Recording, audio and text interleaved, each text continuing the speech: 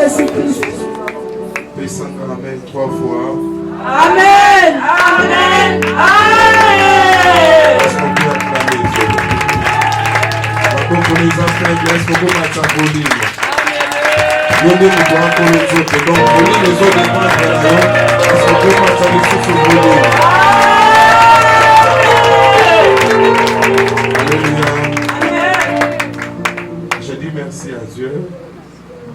La vie à Pessi Dusso. Merci aussi au couple pastoral, le prophète Aristote, la maman, pour la marque et la confiance. Donc, je ne suis pas ici parce que j'ai mérité, mais je suis ici parce que Dieu a eu pitié de moi. Et puis je ne suis pas parmi les meilleurs prédicateurs. Sozo zelo ka meilleur prédicateur. Je n'en ai plus que ozo ka faux prédicateur, ozo ka bon prédicateur du Saint-Esprit. Je ne suis pas venu vous prêcher ce qui me concerne.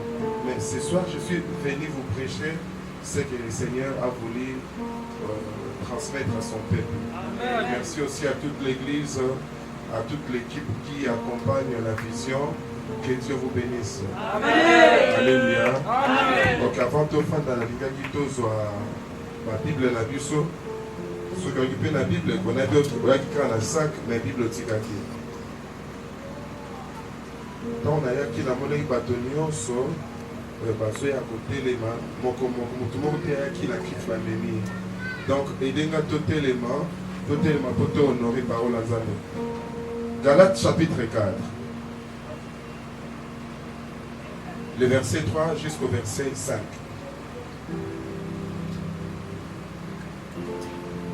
Galates chapitre 4, le verset combien? Ok. Nous aussi, de la même manière, lorsque nous étions des enfants, nous étions sous l'esclavage.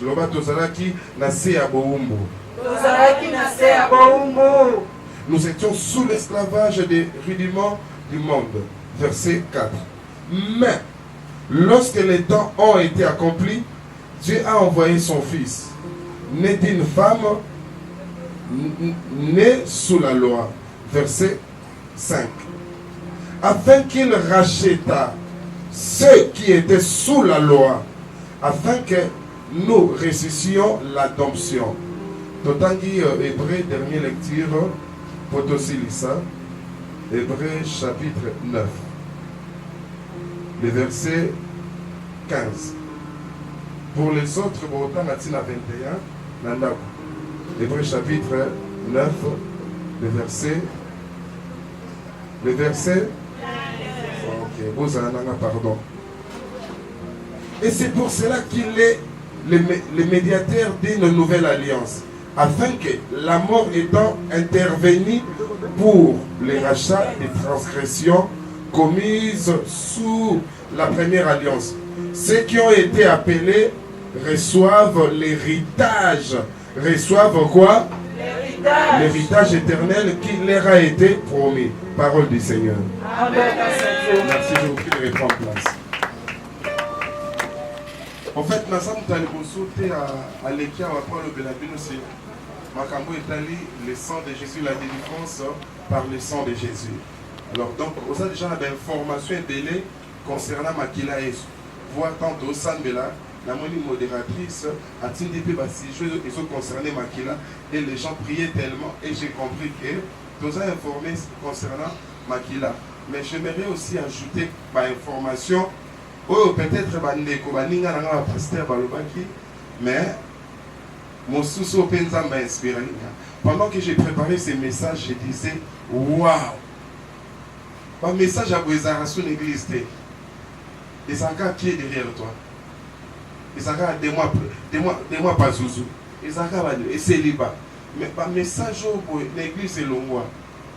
Alors, quand je lisais la Bible, j'ai compris que tous acquis esclaves. Qui dit esclave, on le balanga mais on a la botama na zana présenté. Je ne parle pas de l'esclavage au état physique, mais je parle de l'esclavage spirituel. Donc quand quelqu'un est esclave, c'est-à-dire il n'a pas de droit. Un esclave a un droit.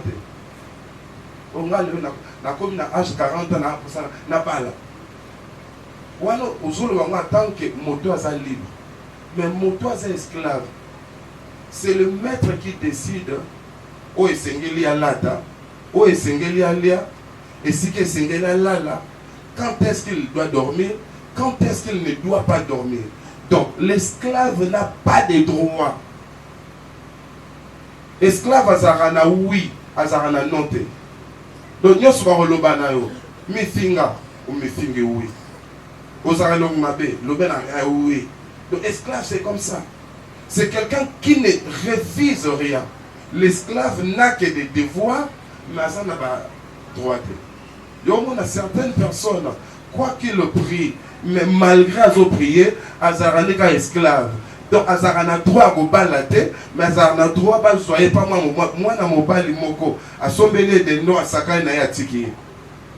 Donc comme spécialiste, il y a des essais techniques à balader mes balles. Amen, amen. Amen. Donc, document, tout le monde a vu qu'il est à 10h, à 11h, attaqué et simé. C'est parce que tu es encore dans l'esclavage. Moto aza esclave, aza na droit à salaire. Le monde a travailler dire, mais malgré capacité à mon salaire énergie à zodimisa, mais production ça na c'est énergie naïe. Parce que c'est un esclave. Moto aza esclave à cause à qui toko koleka batu toi wa. Mais quand on a et commis la gymnastique, donc moto à cause esclave, à cause à mailler les collègues mais moussala oisa kopese valeur yango azosala. Moto mosusu azazoba yenda na place là. Voilà pourquoi la Bible dit je vis des esclaves parce que tambola likolo na cheval mais ba presse basala makolo. Donc on a dit nos titres, mais makambo zo vivre et ça autre. Nous étions esclaves. Or, esclave à l'Obaka, j'accepte. Il y a une femme en or qui est de prière. Et ça qui joue à clôture d'avant d'adoration. Pendant qu'elle s'est rendue à l'église, soudainement Nanzela véhicule les kati, carburant ici. A vérifié à Fongoli chassé, Capoana, mais Moni carburé Zade. Mais elle était en retard. Abandonne le moteur. Comment cause à un grand boy? Na makamunyo sunzamba sai la biso. Nzamba bate la kona ba accident na nzela. Tokuta na ba grand car. Soki nzambe tesi ba bonzai. Mais comment rendre nzambe monnaie de singe? Na air adoration, yon dimi no carburant ici là. Alors, ngai na ochomai. Le lo okende clip culte. Azui maraki na 5 litres mon na coffre na ye. Atombola a déclaré. Oh eza makila yesu. Nazo tia na moteur. Et azui 5 litres à mai. Abandi ko sopona na kata moteur. Asilisi à côté la voiture a démarré, moutou qui démarré, a fongoli capot à talibien, et ça a maille, et comme il y a un carburant, car couleur à maille. Mais il y a un poser question. Mais qu'est-ce qui se passe? Écoutez-moi. Le sang de Jésus est capable de résoudre une équation le plus impossible et le plus compliqué. Dans le makila tata la biloté. Dans le makila yesu. Sur le côté sika et ça standard. Motoaki na sida azui makila yesu. Sida ne kei yazui guérison ensemble. Motazara qui a voté azui makila yesu a voté kei y a commis délivré. Le sang de Jésus est capable de résoudre les équations diaboliques. Un esclave, un esclave. Esclave. Oh, Batamaïl va lobby, dire Alex, c'est de l'ex. La loi est dure, hein? Mais c'est la loi. Oh, Nathalie Pékin, Batamaïl va lobby, dans toutes les règles, il y a toujours des exceptions. Donc, ceux qui battent, soit koufaka na maladie moko. Et comme la génération peut-être Moutoumoko, il y a beaucoup de maladies et il se pose des questions. Mais tout le monde a la maladie, le bangaï kanangeza différent. Yem sa voisin pembe na yo. Kanange sa différent. Soki bango bakolia bango na ndoki. Kanange sa soki bango bakotika mokili cette année. Ngai kanange za ndenge nini. Ah. Nako kameno aboye. Opesa na so amena aboye. Obi ke la loba kino boye. Un esclave a droit à salaire te. Mais moi si moi corrige la loi wana. Maman na Moïse. Quand na mboko baza d'esclave. Pourquoi soit salaire te. Mais moi na koti na palais. Bazong si moi na nzela Moïse, maman na banga comme salarié. Esclave à cause de salaire te, mais abemi esclave à liboso na vie, abandon salaire. Na déclaré l'église au cause la moto à liboso, on abandon salaire à présidence. Na lobby a déclaré l'église au cause la moto à liboso, on a témoigné avant même à l'heure ici là, vivant séminaire d'Abisso. Le bas na ngaïnde. Oh mon Dieu, il y a toujours des exceptions. Laisse-moi te dire, le sang de Jésus a rendu possible l'impossible. Oh Kingata, oh Isaki pensa impossible, mais Makila est sur sa ligne pour rendre un mot possible. Amen. En fait, mon problème, ce n'est pas que je suis contre les hommes. Fallait qu'on y a pas cause.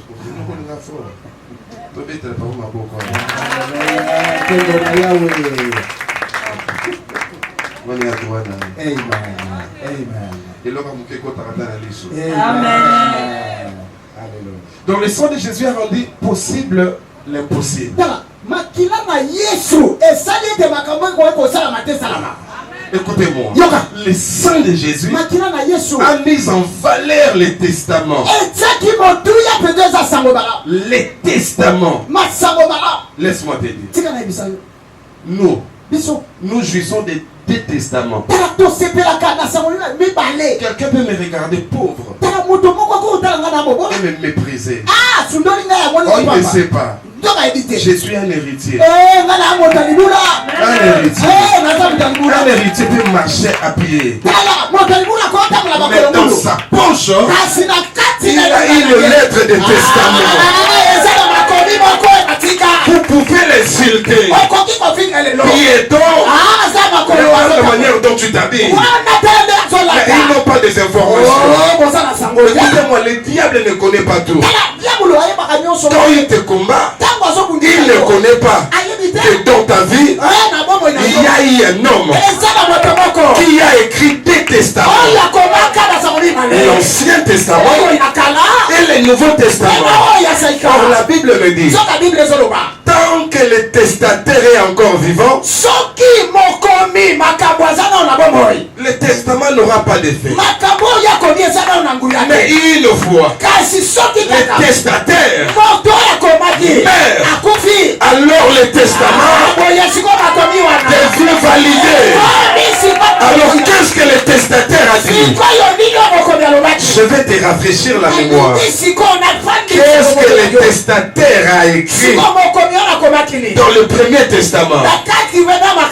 Souvent les enfants de Dieu tremblent devant les situations. Oh, mais pourtant la Bible dit, Dieu veille non sur la parole des hommes, mais il veille sur ce qu'il a déclaré.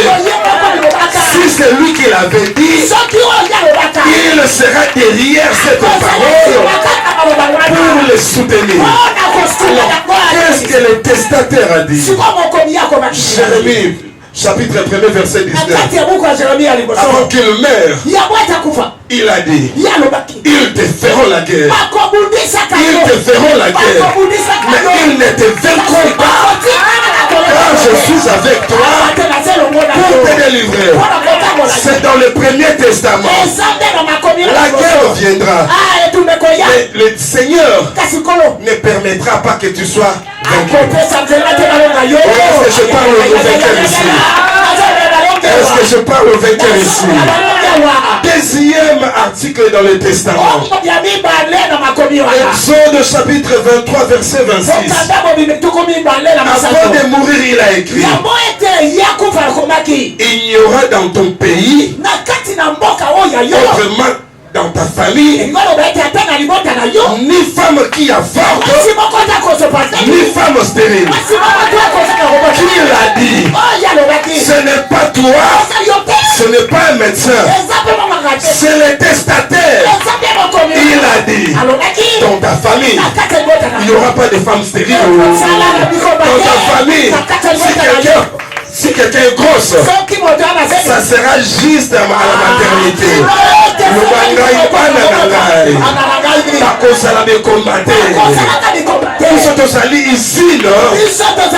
Il y a maternité. Parce que testataire, qui est écrit.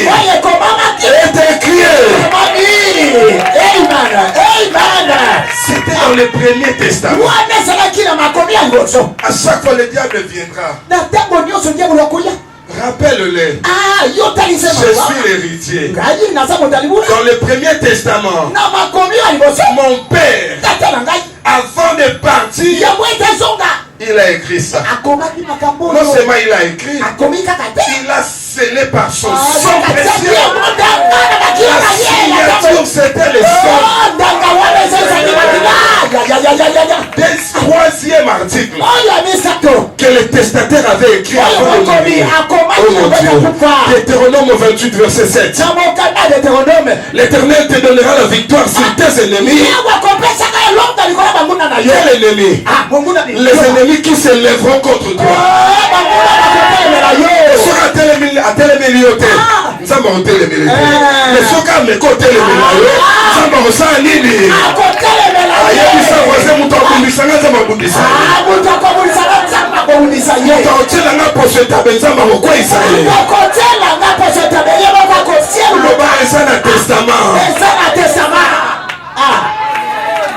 Quatrième article, oh mon Dieu, c'est qu'il a décrit en ma faveur.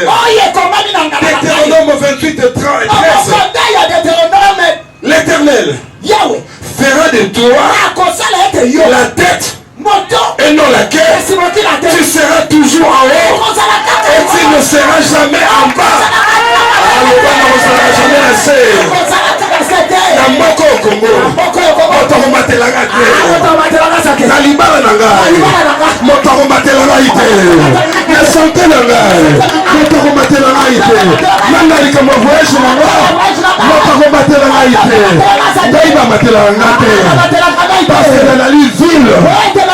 Parce que je suis une ville située en bas du montagne, mais je suis sur la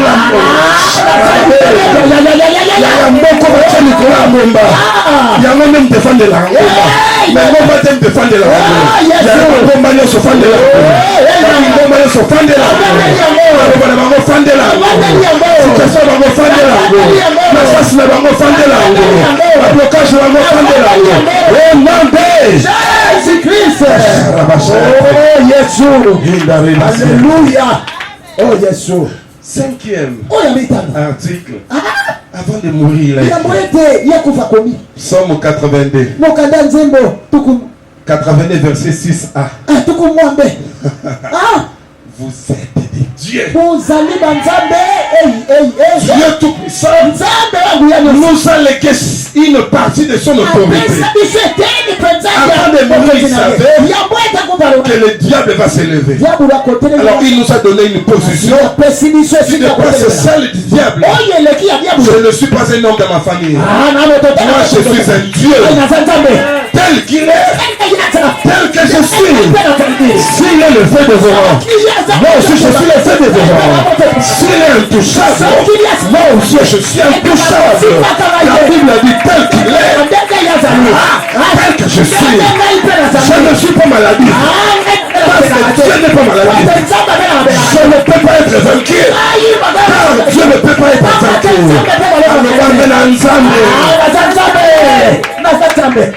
Amen.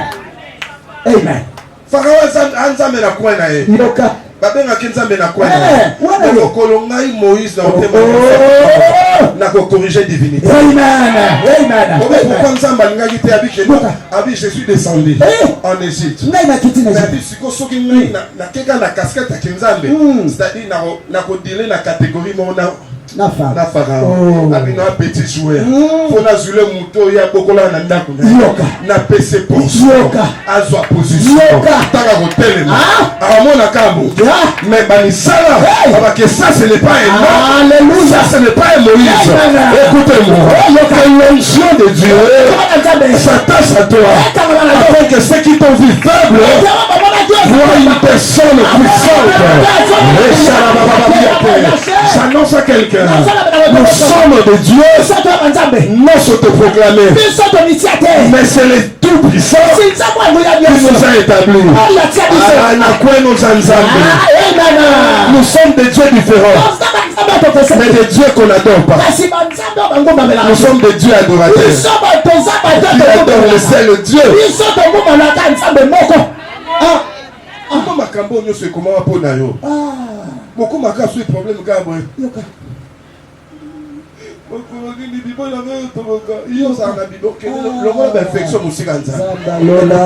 La Bible déclare ce que vous lirez sur la terre. Dieu n'a pas dit ce qu'il va lier sur la terre. Vous êtes créés à mon image. Vous êtes des dieux. Parmi les divinités, vous êtes les dieux. Vous fonctionnez le quoi, et pour son nom, tout le monde a dépassé. Écoutez, bon, ça est là. Tout le monde a sauvé Makila.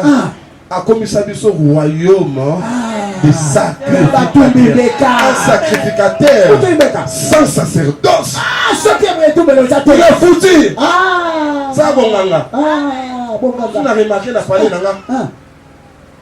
Banzinzi ba commis tellement belé. Banzinzi pinanzi.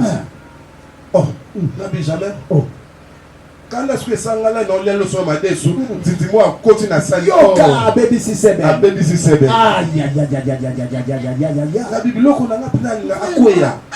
Na telema, na zwa mai. Na bois biso na kati. Na bi makila is. Na ngisa. Na bois ka lopango tina nda. Alléluia. Tola ina biso. Na 6h30 la moki.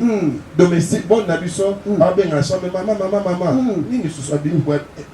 Bandinzi bakufa matanga bandinzi na ndaku nanga koleka massacre moyena loyebi la catafalque qui a quitté pour azaki belé simetière kunda bango ezaki. Écoutez-moi, un homme spirituel utilise le sang de Jésus pour contrecarrer le plan de l'ennemi. Écoutez, Jésus ne nous a pas seulement donné la puissance, il nous a donné une vie. Son sang, c'est une vie. Ça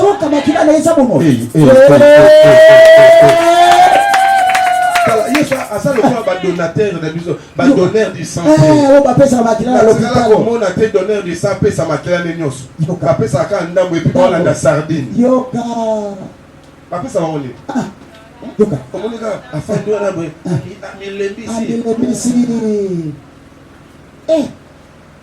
madame, comme il faut que la maille va être liée. Je ne pense même pas qu'il y a ceux qui délitent. Tout homme est porteur de 5 litres.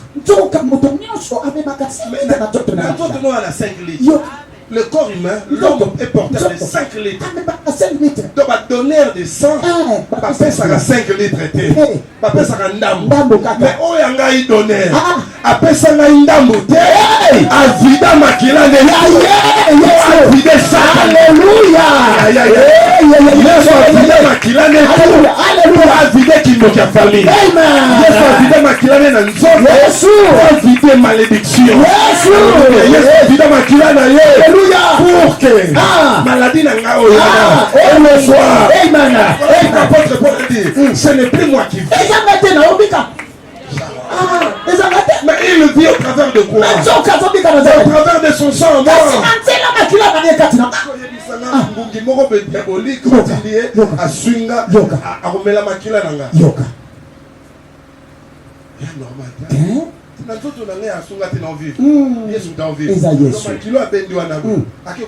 Alléluia.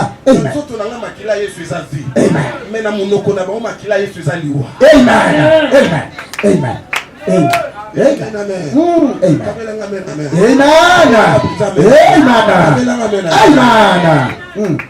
Deuxième Testament. Oyo ya mibale. Quand il a fini d'écrire le premier, Tango asilisaki kokoma liboso. il était assis sur son Ya trône. fandaki na ngwende na ye. Abi non attends la comment qui premier testament. Ah. Nazali kana Oh, Nazali kana lola. yoka. Alors deuxième testament, Ah. fona kitanga moko la. Alléluia. Satana moni lonanga. Oh Yesu. Premier testament il soit comment qu'on a lola. Yoka. Ah, na lola. Ah. Mais deuxième testament, le nouveau testament toi nango. Ah. Il a fallu les testataires yemo kwa ya. Et c'est là beaucoup. Merci au moyen. Alléluia. Merci ma bandi ko loba. Amen. Oh Yesu. Matthieu 7:7. Ah. Demandez. Osenga. Attends, nous un million. Osenga. On les bat la demande. Senga. Dieu soit habité que nous demandait certaines choses que je pourrais C'est faire. vrai. Non, il a dit demander. Osenga. À définir. Ah. Au son qui est dans 50 millions. Oh. On va dire que nous avons un gros major. Eh, Qui est dans 50 Ah. moitié à RDC. Ah. On va dire que nous avons un Bible lobby na demander. Écoutez, Bible lobby va couper sa biso na mesure de sani. Oyo. Isoboko tozosenga. Dieu te servira Nzambe. Akusema. selon les récipients auxquels tu le présentes. Ah, ndengo memeli esani na yo. Yo katine tsinga bwana osenga nzambe. Ça pesa 5 millions de dollars. Pas de bimbo rebelle. Yoka. Panza bien na wilo. Eza moke. Moke. Obinga na bala na ilo hotel. Tana uti Luanda na ebwe. Na ki muninga na ngamoko iba bala. Abi bato sekanga bwana abamona letika na moni masiliba. Na bala te pour na préparer le bala. Na bala po na boyinga pe na tika okoyi batiki yo kiliba. Na ndimaka. Or il a déjà préparation pendant une année. Et très gars, trois mois il a information mon cher, deux épées boé, là dans 3 mois en bas. Oh yes. Na benga pe na bas. Alléluia. Mois d'août. Oh yes. Oh. Na bisi la bonne ça moi je m'en ça OK. Zoka. Na poche l'euro. Et le côté Kamunoko na lelo. Oh yes. Na yebisa moi si. Moi ça singa on eloko. Na bi mama to bala na tout na eloko te to bala na. Alléluia. Yo ça na posa eloko to na posa libala. Alléluia. Au fond il bati ya manzu to ba calcul. Kala ngango kala technique eza ya batu. Alléluia. Oh kala ifua, kala ifezan. Alléluia. Oh yes. Wa moi to bandi mbongo zo lukanga na na lukambo. Mbongo zo kimanga nga na kimambo. C'était dans l'église. Ndako te na l'église. Yoka. Je suis na toki mai. Na bando na bi peut-être nzoto na ngai botutu. Na pata pasteur na botutu. Na bonde na niakelo makila. Na kopi na douche na sukoli. Mais peut-être botutu elo. Alléluia. Bande ko simba et simba ko point simba. Oh yes. Nzamba honorera foi oyo uti. Nzamba véritable nganga. Amen. Amen. Na ko ka yote. Ko pesa nga mena bien. Amen. Nzamba véritable nganga. Amen. Amen. Na sokolonga une semaine. Na mo remarquer mbongo zolanda. Kwa to tika na 2 mois. Yoka. Mbongo zoyaka. Mbongo zoya. Donc tina bali wana. Ndako ngate mnazoa ngo. Yoka. Moto moka na pota lubino non. Dieu m'a mis à cœur dans le ndapol kana communion. Yoka. C'est comme ça que je me suis marié. Ndeko na nde na kwela. Yeah. Bonganga nzambe luka banganga. Amen. Amen. Na lobia. Bonganga nzambe simbaka na bata bonganga. Alléluia. Soko za spiritualité. Au moins na olo la makila Yesu ya na ba discours. Ya makila Yesu un discours te. Makila Yesu c'est du pratique. Ezande kwa makambo zo sala. On a quoi quand même noir. Amen. Parce que le Nouveau Testament lui demandait. Albi c'est possible. L'on vous donnera. Ba côté sabino. Est-ce que tout le monde a saigné? Siko ni. Non seulement dit que nous demandons, il a encore dit cherchez. Oh, Yabimara. L'autre fois, notre fouta, la travailleur, n'a foutu parler, qu'il a eu un problème. N'a jour mort qu'on a dépensé une affaire de 1700 $. On a se rendre compte que la traîne a 10 francs. Oh, yes. 1700 $. La 10h, maman et papa, ou en Golia. Maintenant, vous l'aurez dit. Ceci là. Il faut bandana côté Mbimbi. Yoka. Travailler dans l'eau, c'est le sabon. La binga na samboati. na côté na chambre na bonde lèvre madame Zelanga na zoya na bo senga na kilo tambo Oh yes. na bimi na voiture na tionga na kwa magada na ndo tambo ta donc mon lit mon centre singa kota venir kota na côté na tala ka $100 fandi wa boso Yoka. Alléluia. Alléluia. Jésus. Oh Jésus. Alléluia. Oh Jésus. Tikanzamba le kopisa yo. Alo kopisa ngai. Zela na yo. Ofa mosala. Na zwa ki ona ki na reposa. Alléluia. Ozo bima. Jésus. Ko lukana na lobi ozwa mondonde. Jésus-Christ. Alléluia. Le sang de Jésus. Il a encore dit. Matthieu chapitre 5 verset 14. Vous êtes la lumière du monde. Alors il dit ça.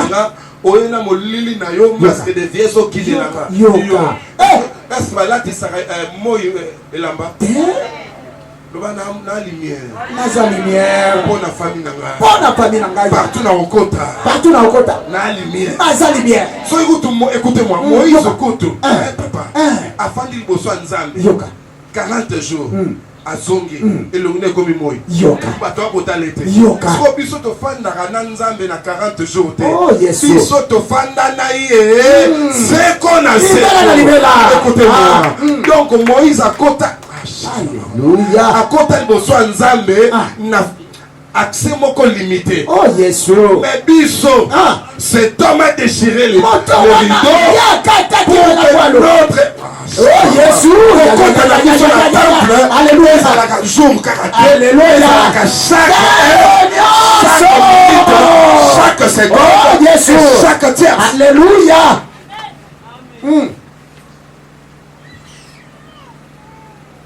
Mon Dieu, Oh Dieu. Oh Jésus. Le sang de Jésus a validé ce qui était écrit. Tala makila na Yesu komisani moto oye koma maki. Yoka na okina osilis. Mais l'eau à monte zo banda. Yoka. Le bon voisin remise et reprise. Remise et reprise. Na ina lo ba loko mo ya moto abo. Mais faut ba voisin. Alléluia. Remise et reprise. Yé ça y est. Remise et reprise. Année oyo. Tu te connais l'année prochaine. Moto moko bato moko ba ko vivre remise et reprise. Yoka. Dans le culte dans l'ancienne alliance. Nakati ya bamayanga ni ya boka naka. Les cultes se faisaient avec les animaux. Bamayanga ni banda ko sa na bana. Donc les animaux doivent être là. Et c'est ba nyamba sa wana. Les sangs doivent être là. Makila pe ko za wana. Les animaux ne quand on fait bébé ba konti maman fandi boye na memene pembe. Donc les animaux étaient présents dans le culte. Oyoki. Na bato na banya. Mais écoutez-moi. Yoka kasiko. Le Seigneur m'a fait comprendre. Nzamba soso singa. Le pourquoi Jésus est né chez les animaux. Pona nini Yesu abota mwana kata banyama. Oh. Asaloki mbongo te. Yoka likam. Pendant que l'église na banyama. Alors so ya ye na moke. Yoka. So akebota papa na bango te. Yoka. Bando yaka na culte. Yesu abota meki na ndako ba meme. Pour que ye na ba meme ba sala remise et reprise. Yoka ndeli kado. Motongo bino bokena kosopela makila. Gaye. Alors je ne veux plus vous voir dans le temple parce que c'est moi. C'est aujourd'hui là. Je déclare. Jésus va interdire certaines personnes dans votre vie. Parce que remise et reprise ne Esther, ne crains pas. La remise est reprise. Et bientôt, Basti va céder. Mon Dieu, mon Dieu. Remise et reprise et salema. Toi, ça la chef à famille. Moto a décidé à recouvrir la car ce soir, la remise est reprise et parfaite de se faire. Yoka, otomoko profite saki, azarane moi satana. Yoka, ayembe la satana zoe bate. Oh Yesu. Yoka. Yoka delikambo. Yoka delikambo. Mokilinde te ya bisote. Yamwana. Mokono tonga botali tonga. Yoka. Or, la Bible déclare. La Bible déclare.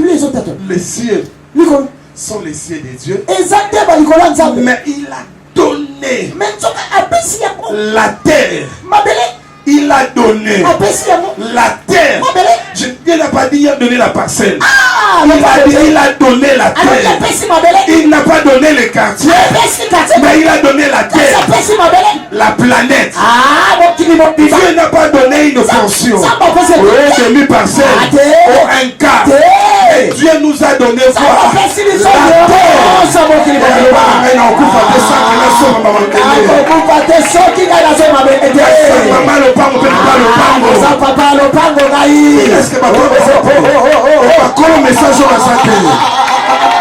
quand le Seigneur disait la terre, je l'ai donné au fils des hommes, qui sont ces fils?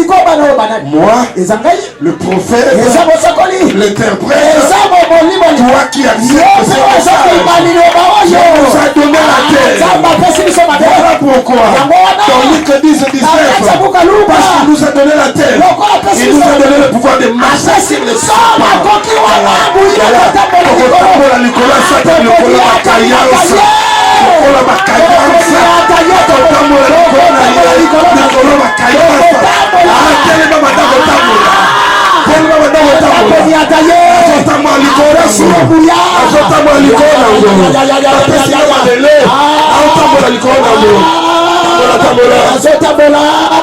Nicola Bobola wana nazotambola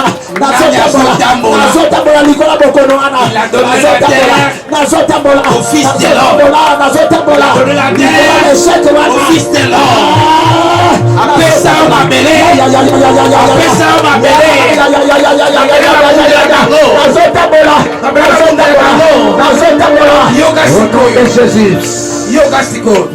mabele babundela kango bitimboza na este to bundela mabele na beso mabele na zakobe nini bana ko bundela mo soto na mabele na yo bundela na ko bola espace ya koye haleluya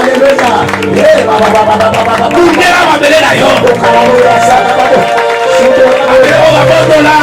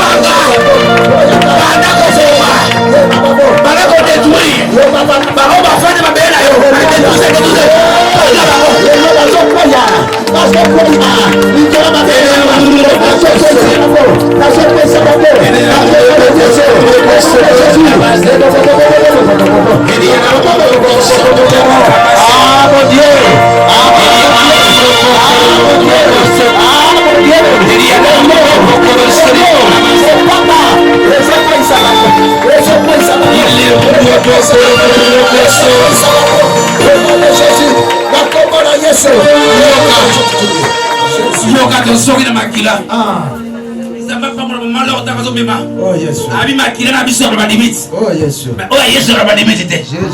O si nzambe bikamo na yoka masako makila. Oh yes. Na yoka ko tangisa makila. Na vivango. Alléluia. Na la guérison. Na la délivrance. Na la vie de terre. Na la mbongo. O pe na mbongo na ko re no. O continue na boda. O continue na boda. Yoka eza bongaga. Yoka la dispaka. Jésus. Yoka la sapato. Eza bongaga. Eza bongaga. Ce qui sacrificateur a négligé sa sacerdoce. Jésus, ça là il est couché. L'ongola. Alléluia. Jésus. Alléluia.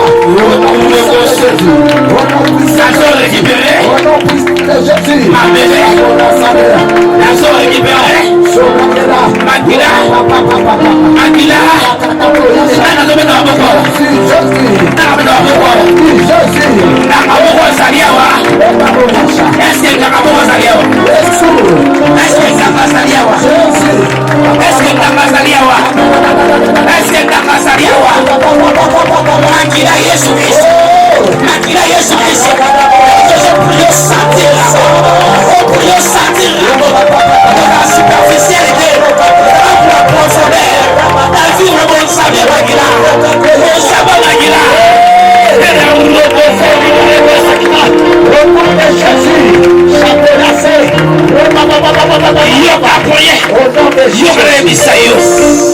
Et une cérémonie spirituelle c'est la base makila. Oh yes. Kobanda tangu ya baeli. Jésus. Abi bino banda. Oh yes. Bango basui, bastali ba sacrifice. Etangi, ba bengi nzambe na bango na yate. Eli basui, asui bastali ba sacrifice. Ba bengi nzambe na ye, atali makila ya maeli akitaki. Na nous ensemble un miracle. Makila esua ni ba sacrifice c'est vraiment la combo na yo. Na vie la combo de spatial pour l'éternel Dieu. Tu veux comprendre? Au bout de la vie, Alléluia. Au nom de Jésus. la combo de l'Ola. La sacrifice c'est vraiment la combo. Alléluia. L'église soupe là. Et fais sa victoire. L'église domaine de la prière. L'église domaine de la sable là. Et l'autre la maquilla.